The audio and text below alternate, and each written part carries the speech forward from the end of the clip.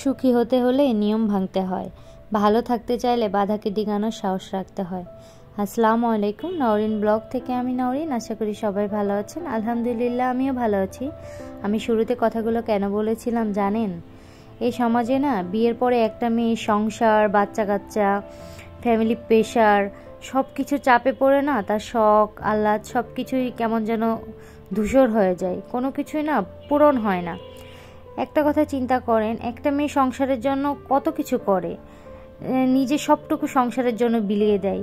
সেই হিসেবে কি তার কিছুই প্রাপ্য না? সে কি কিছু পায় না? তারও তো কিছু চাহিদা থাকতে পারে, আকাঙ্ক্ষা থাকতে পারে, ইচ্ছা থাকতে পারে।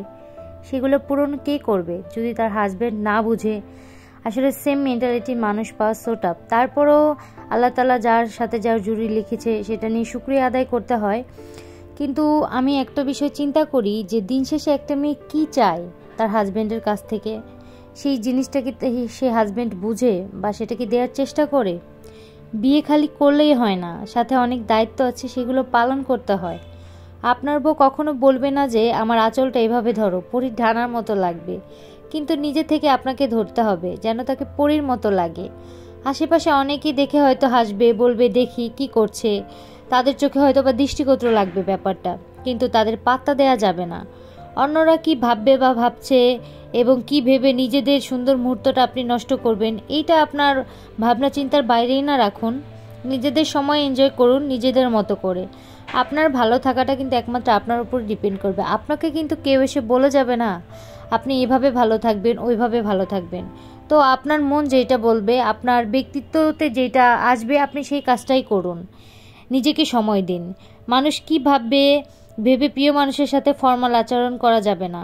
আপনি যেমন তেমনই থাকুন, লোক আসবে যাবে সবই ঠিক আছে, কিন্তু আপনার যে স্মৃতিগুলো আছে না, এই স্মৃতিগুলো কিন্তু একটা সময় থেকে যাবে। সমাজের মানুষ আপনাকে রাস্তায় বের হলে সালাম পাওয়ার মতো সম্মান দিবে মাত্র। সমাজ মানুষকে জবাব দেওয়ার পরে আপনি আপনার প্রিয় মানুষটিকে ঘরে আটকে রেখেছিলেন। একটা সময় না আপনার মধ্যে সেই উপলব্ধিটা আসবে, এটা আপনি ভুল করেছিলেন। আপনার প্রিয় মানুষ এখন ভয়ে থাকে প্রায়। এই কারণটা কি জানেন? কারণ আপনি তাকে এই ভয়ের মধ্যে রেখেছিলেন। নীতি কখনো কারো কষ্ট পাওয়ার স্বীকৃতি দেয় না। সমাজ একটা অদৃশ্য বক্স, যে বক্সে আমরা সবাই থাকি। এই বক্স কিন্তু কথা বলতে পারে না, সিদ্ধান্ত দিতে পারে না, গায়ে হাত তুলতেও জানে না, শাসন করতেও পারে না, এমনকি নিঃশ্বাস নেওয়ারও ক্ষমতা নেই। তাহলে এই বক্সের কথা চিন্তা করে এই সমাজ কি বলবে, এটা চিন্তা করে কি হবে বলুন? এই প্রশ্নটার সঠিক ব্যাখ্যা আমার আদৌ জানা নেই, ঠিক আমি জানি না।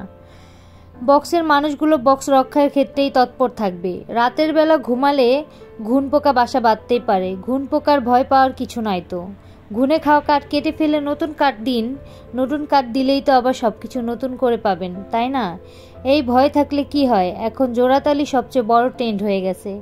নিজের দুর্বলতাকে মেনে নেওয়ার সৎ সাহস আমাদের কারোই নেই।